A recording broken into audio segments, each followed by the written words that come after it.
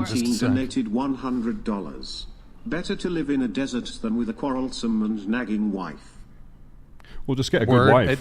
Thank you, Proverbs 21:19. Just get a great wife that doesn't nag you. Yeah. What if she How do you started become a good out? wife? We What should if talk she about started that. out as a great wife, but then, there was a steady decline into just a total grating personality. So Why do you think that happens? Why did it happen? Did you not? Was it your failure as the man to not vet that woman properly enough?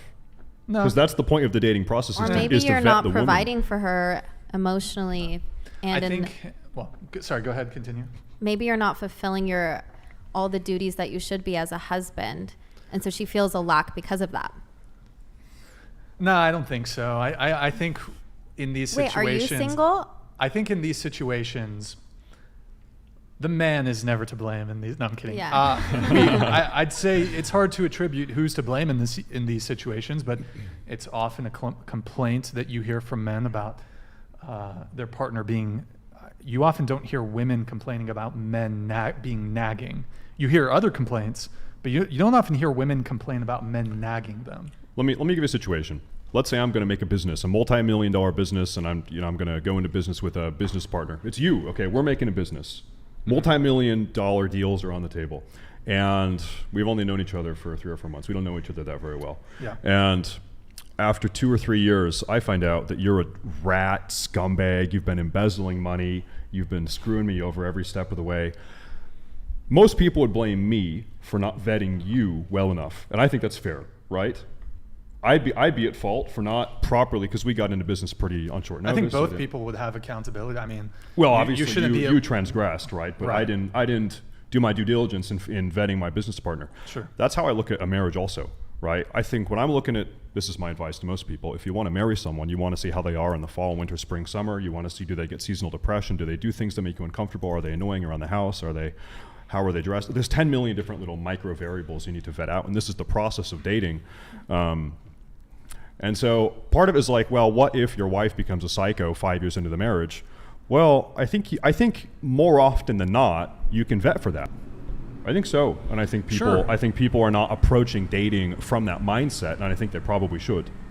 Yeah, well, I mean, certainly, I think each partner has a responsibility, like you said, to do their due diligence and screen for potential things that could be an issue down the road. My thinking is, though, however, is that I do think, and look, I don't think one party bears all the blame or all the responsibility or accountability.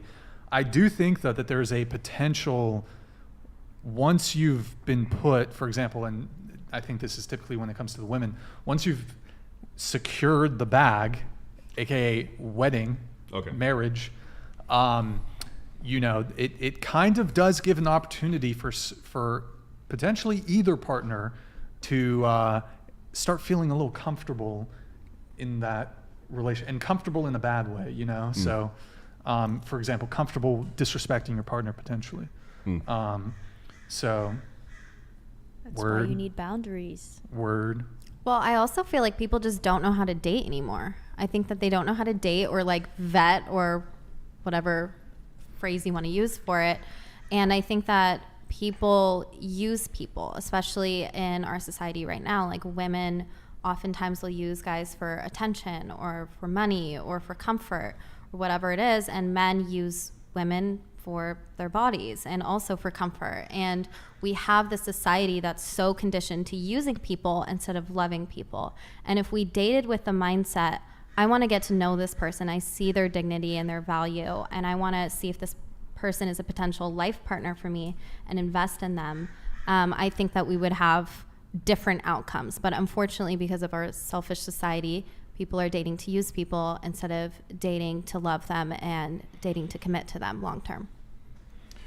Yeah, I do think my mindset on dating is that dating is a process with which you find a person to marry, right? Yeah. And so I think people are just sort of dating very flippantly. Maybe it's for physical pleasure or just for fun or what. It's just someone to do things with versus, okay, this is someone that I am testing out for marriage. And the second I determine that our personalities are incompatible, I think it's probably best to break it off and maybe move on to someone new, right? Well, so much of relationships are transactional instead of actually sacrificial. And really, a healthy, strong relationship, both partners will be sacrificing and not giving 50-50, but giving 110% or 120% and showing up and sacrificing every day for that person. But unfortunately, we have people, again, using people, having transactional relationships and not upholding the dignity of the other person. Well, let me ask, as a matter of, did you have something? No. Oh, Go okay. In terms of proportion, who do you think is more likely, just on a gender level, who do you think is more likely to be a user? Because you mentioned a lot of people are approaching relationships in the transactional way. Men. You think men are more likely to be using than women? Okay, using women, or do you think, or using relationships?